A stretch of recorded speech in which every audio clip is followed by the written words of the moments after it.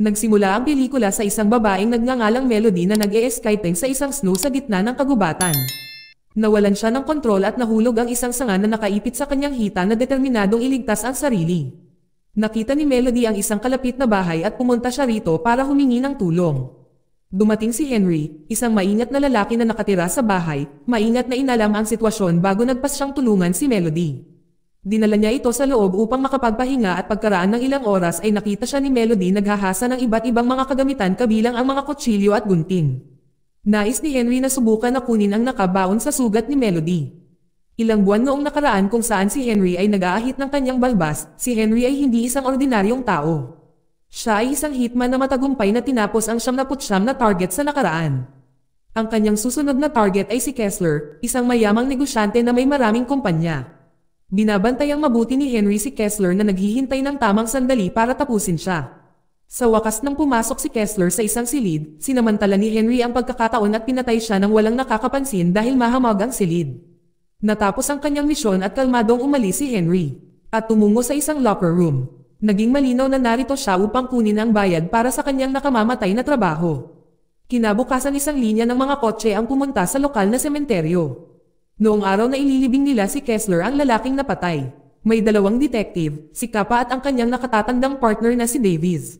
Sila ay naatasan na mag-imbestiga sa pagkamatay ni Kessler. Napag-usapan nila kung paanong tila isang napakahusay na tao ang nagsagawa ng pagpatay at walang naiwang bakas sa pinangyarihan maliban sa wristwatch ni Kessler. Ang mga bala na ginamit sa krimen ay mga espesyal na bala ng polymer na naghiwa-hiwalay pagkatapos na maputukan. Noong araw na iyon nakipag-ugnayan ang mga detective na sina Kappa at Davies sa pinagkakatiwalaang associate ni Kessler na si Brigler. Tinanong ni Kappa kung si Kessler ay may anumang mga kaaway o mga kakumpetensya na maaaring mag-utos na patayin siya. Ipinaliwanag ni Brigler na si Kessler ay isang matagumpay na negosyante sa maraming malalaking kumpanya. Kaya marami siyang karibal na maaaring may motibo para patayin siya. Binanggit din ni Brigler na may anak si Kessler na nagngangalang Charlie, na nag-iisang anak niya. Kung may mangyari kay Charlie, lahat ng kumpanya at asset ni Kessler ay hiwalay na isusubasta kung saan ay eksakto kung ano ang gusto ng karibal sa negosyo ni Kessler.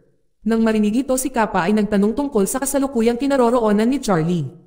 Ipinaliwanag ni Brigler na itinago niya si Charlie sa isang ligtas na lugar. Dahil nag-aalala siya na si Charlie ang susunod na target. Pagkatapos makuha ang lahat ng impormasyong ito, pinayagan ni Detective Kappa na umalis si Brigler. Habang si Melody ay nakatira sa isang apartment na tahimik niyang iniimpake ang kanyang mga gamit, napag-alaman na si Melody ay nasa ilalim ng pagbabantay ng isang bodyguard na nagngangalang Malcolm. Noong madaling araw ay naramdaman ni Malcolm na may mali, kaya pumasok siya sa silid ni Melody, at doon nalaman niya na tumakas siya mula sa kanyang apartment. Makalipas ang ilang oras si Melody ay nasa isang taxi na nagsasabi sa driver kung saan siya dadalhin. Narating niya ang destinasyon na gusto niya, isang snowmobile rental place. Ipinaliwanag ni Melody na gusto niyang magtungo sa Pacific at magrente ng isang snowmobile para sa paglalakbay. Noong una ay nag-alinlangan ang may-ari ng popahan dahil magtatagal ang biyahe. Subalit matapos mag-alok si Melody ng malaking halaga ng pera na higit pa sa sapat para mabayaran. Ang inuupahan ay pumayag ang may-ari pagkatapos ng mahabang paglalakbay na huminto si Melody para magpagasolina. Lumapit sa kanya ang isang binata at nag-alok ng matutuluyan. Dahil wala nang matutuluyan sa susunod na bahagi ng lugar. Hindi tumugon si Melody at pagkatapos mag-refuel ay nagpatuloy sa kanyang paglalakbay. Kinabukasan, isang bahay ang nasa loob ng Pacific Forest na siyang tahanan ni Henry. At siya ay abala sa pag-iipon ng mga sandata. Maya-maya matapos magulat si Henry sa mga ingay ni Melody, ang parehong eksena na nakita sa simula ng pelikula. Sumugod siya upang tumulong kay Melody at maingat na tinanggal ang sanga ng puno na nakatusok sa hita ni Melody. Sa kabila ng kanyang matinding sakit, sinabi sa kanya ni Henry tiisin ito. Samantala ang mga detective na sina Kappa at Davies ay nagsasaliksik ng mga polymer bullets. Ang mga balang ito ay idinisenyo upang maghiwa-hiwalay upang walang ebidensya na maiwan. Si Detective Kappa, iniisip na ang taong pumatay kay Kessler ay malamang na isang dating miyembro ng militar o isang sinanay bilang hitman. Kalaunan ay inutusan ni Kappa ang isa sa kanyang koponan, mga miyembro para matrace ang numero ng telepono ni Brigler. Kailangan nilang imbestigahan ang sinumang malapit kay Kessler kasama na si Brigler na pinagkakatiwalaang kasamahan ni Kessler. Kasabay nito natanggap ni Davies ng balita na i-reassign siya ayon sa kahilingan ng kanilang superior. Nangangahulugan ito na hindi na niya may pagpapatuloy ang paglutas sa pagpatay kay Kessler.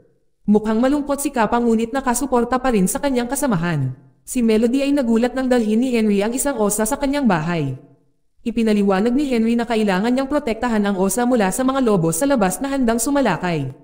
Nagulat na si Melody dahil hindi niya inaasahan na ganoon kabait si Henry. Nagpasalamat siya sa pag-aalaga sa kanya at pag-aalaga sa kanyang mga sugat. Nagtataka kung bakit siya nasa lugar na ito. Nalaman ni Henry na nasa isang adventure si Melody matapos siyang ma-stop sa kanyang apartment ng mahabang panahon. Pagkatapos ay hiniling ni Henry sa kanya na magsimulang magsanay sa paglalakad dahil gusto niya ang isang mapayapang buhay na walang anumang pagkagambala kabilang si Melody. Kinaumagahan pumunta si Henry sa lugar kung saan nahulog si Melody noong nakaraang araw. Habang sinusuri ang lugar na bahagyang nalilito siya dahil walang maliwanag na mga hadlang na maaaring mangyari na naging sanhi ng pagkahulog ni Melody. Ngunit hindi nagtagal ay nagulat siya sa presensya ng mga lobo na sumusunod sa halimuyak ng dugo ni Melody. Mabilis na hinablot ni Henry ang kanyang sandata na nakakagulat na ikinatakot ng lobo at napaatras ito. Samantala sa loob ng bahay, si Melody ay nauuhaw na sinubukang abutin ang inumin sa mesa. Ngunit nauwi sa pagkahulog dahil sa hindi pa rin gumagaling ang sugat nito. Hindi nagtagal bumalik si Henry at natagpuan si Melody sa sakit, na lumabas na may putol na kahoy pa rin sa kanyang sugat. Kaya nagpagpasyahan ni Henry na tanggalin ito. Binigyan niya si Melody ng tubig na maiinom at isang piraso ng bulak na kagatin para tulungan siyang tiisin ang sakit. Sa kabilang banda, si Detective Kappa ay masigasig na sinusuri ang mga file na may kaugnayan sa lahat ng mga tawag sa telepono na ginawa ni Brigler. Pagkatapos masusing suriin ni Detective Kappa sa wakas ay napansin na si Brigler ay nagkaroon ng maikling 5 segundong tawag sa telepono sa isang taong pinangalan ng Malcolm. Nagpalaki ito ng hinala at sa kanyang curiosity tungkol sa kung sino talaga si Malcolm. Samantalang si Malcolm ay nakarating sa lokasyon ng pagrente ng snowmobile sa paghahanap kay Melody. Ipinakita ni Malcolm ang larawan ni Melody sa may-ari ng paupahang at tinanong kung nakita niya siya. Noong una ang may-ari ng rental ay nanatiling tahimik, ngunit pagkatapos na mag-alok ng pera ay kalaunan ay isiniwalat niya na ang babae ay nagtungo sa Pasipiko. Ang may-ari ng paupahang naglagay ng mga GPS device sa lahat ng mga snowmobile na nirentahan niya. Ngunit sa kasamaang palad ang GPS sa snowmobile ni Melody ay tila na-deactivate. Nang marinig ito ni Malcolm, agad na umarkila siya ng snowmobile at umalis upang hanapin si Melody. Habang si Melody na unti-unting nagpapagaling mula sa kanyang mga pinsala ay nag-usisa tungkol sa nag-iisang buhay ni Henry sa kagubatan. Tinanong niya ito kung bakit pinili niyang mamuhay ng mag-isa. Ipinaliwanag ni Henry na ayaw niya ng buhay sa lungsod at mas pinili niya ang katahimikan ng liblib na kagubatan. Upang tamasahin ang isang mapayapang pag-iral. Habang sila ay nag-uusap ni Melody ay nagbabahagi pa siya ng higit pa tungkol sa kanyang sarili. Na umaasang magkaroon ng mas malapit na koneksyon kay Henry. Samantala ang detective na si Kappa ay bumisita sa dating asawa ni Kessler sa isang hospital. Ang layunin nito ay mang-alap ng impormasyon tungkol kay Kessler at sa mga malapit sa kanya. Sa kasamaang palad ang dating asawa ni Kessler na matagal nang hiwalay sa kanya ay hindi makapagbigay ng maraming impormasyon. Dahil sa kanyang pakikibaka sa demensya. Bago umalis ang detective na si Kappa ay ipinakita ang wristwatch ni Kessler sa pag-aakalang maaaring maipasa ito sa kanilang anak na si Charlie. Subalit nilinaw ng dating asawa ni Kessler na si Charlie sa katunayan ay isang babae. Ang katotohanan ito na ikinagulat ni Detective Kappa, dahil dati niyang inakala na si Charlie ay isang batang lalaki. Nang gabing naabutan si Malcolm ng isang bagyo ng nyebe at naghanap ng matutuluyan. Sa huling bahagi ng kanyang paglalakbay patungo sa Pasipiko, umorder siya ng inumin upang magpainit mula sa sobrang lamig sa labas. Samantalang si Henry ay hinawakan ang kamay ni Melody na nasugatan sa kanyang pagkahulog. Si Melody na interesado sa kahusayan ni Henry sa paggamot ng mga pinsala. Nagtatanong kung bakit tila napakahusay niya ng iba't ibang gawain. Sinabi ni Henry dapat siyang matuto ng iba't ibang kasanayan dahil nakatira siya sa gitna ng kagubatan. Sa sumunod na araw habang nasa labas si Henry, nag-assemble si Melody ng pistol na naghahayag ng kanyang tunay na intensyon para sa isang paghihiganti. Sinanay siya sa martial arts at marksmanship para tapusin si Henry. Hinarap ni Melody si Henry habang nangangisda siya sa tabi ng ilog at walang pag-aalinlangan na binaril siya sa ulo. Gayunpaman, ito ay naging isang bitag dahil inasahan ni Henry ang kanyang mga aksyon. Hindi nagtagal pagkatapos na si Henry ay nagpatuloy sa pagtatanong kay Melody na determinadong ibunyag ang kanyang pagkakakilanlan at ang dahilan sa likod ng kanyang pagnanais na patayin siya. Noong una ay nananatiling tahimik si Melody, ngunit hindi niya makayanan ang pagdurusa. Sa kalaunan inamin na siya ay biological na anak ni Kessler, na naghahanap ng paghihiganti laban kay Henry. Nagulat si Henry sa kanyang nalaman, dahil naniniwala siya na ang biological na anak ni Kessler ay isang batang lalaki na nagngangalang Charlie. Sa katotohanan si Charlie ay si Melody. Sa likod ng lahat ng ito ay ang pinagkakatiwalaang ni Kessler na si Brigler. Inutusan si Melody na isakatuparan ang planong ito. Sa kalaunan dahil sa awa pumayag si Henry na paalisan si Melody. Makalipas ang ilang oras sa panahon ng isang snowstorm na si Melody ay lihim na nakipagsapalaran sa labas upang i-activate ang isang GPS transmitter na itinago niya sa ilalim ng snowmobile. Gayunpaman ay hindi na pinagana ni Henry ang transmitter at napilitan si Melody na bumalik sa loob ng bahay. Ibinunyag ni Henry na kinontrata siya hindi lang para tapusin ang anak ni Kessler kundi naniniwala rin na lalaki ang bata. Ayon sa kliyente parehong sanay si Kessler at anak nito, kaya naman tinanggap ni Henry ang kontrata. Dahil dito, tinanong ni Melody kung sino talaga ang kumuha kay Henry para sa trabahong ito. Inihayag ni Henry na si Brigler ang nag-utos sa kanya at mayroon pa rin siyang numero ng telepono ni Brigler.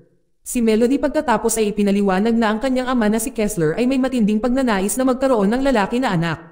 Kaya naman ang pamilya ay madalas na itinuturing siya bilang si Charlie. Sa kabilang banda ang detective na si Kappa ay nagtatangkang makipag-ugnayan kay Brigler.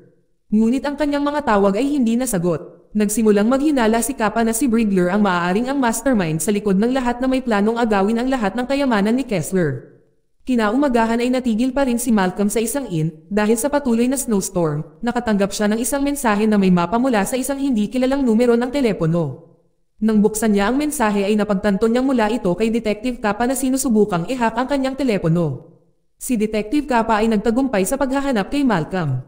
At mabilis na makipag-ugnayan sa kanyang kasamahan sa nangyari, humingi siya ng tulong sa kanyang kasamahan sa paghahanap kay Malcolm. Hindi nagtagal ipinagpatuloy ni Malcolm ang kanyang paglalakbay. Sa gabi nagkagulo ang bahay ni Henry dahil sa kamakailang bagyo ng nyebe. Nang biglang ang katahimikan ay binasag ng tunog ng mga putok ng baril mula kay Malcolm. Naging malinaw na hindi dumating si Malcolm para iligtas si Melody, kundi para tapusin siya at si Henry sa mga utos ni Brigler. Gayunpaman ang kaginhawaan ni Malcolm ay panandalian, habang sinimulan siyang habulin ni Henry at natapos ang paghaharap kay Henry gamit ang isang kutsilyo upang patayin si Malcolm. Kinaumagahan si Detective Kappa at David ay dumating at nakita ang snowmobile ni Melody sa gilid ng kalsada. Habang si Melody nang makita si Henry na may hawak na kutsilyo ay natakot sa paniniwalang may balak itong saktan siya. Sa totoo lang, pinalayas ni Henry ang isang lobo. Mamaya nang magkaroon siya ng pagkakataon ay hinampes ni Melody si Henry at mabilis na tumakas. Si Henry na galit ay nagpaputok ng warning shot na nakakuha ng atensyon kay Detective Kappa at Davies. Hindi nagtagal matapos mahuli ni Henry si Melody, ngunit hindi niya sinusubukang saktan, kundi pinoprotektahan niya siya mula sa isang lobo. Sa kasamaang palad, nagkamali si Detective Kappa at Davies sa sitwasyon at nabaril si Henry sa pag-iisip banta siya kay Melody. Nang magsimulang dumating ang mga pulis, pumasok si Melody sa bahay para kunin ang isang bagay na tila malungkot siya na nagninilay-nilay sa lahat ng kabutihang ipinakita sa kanya ni Henry.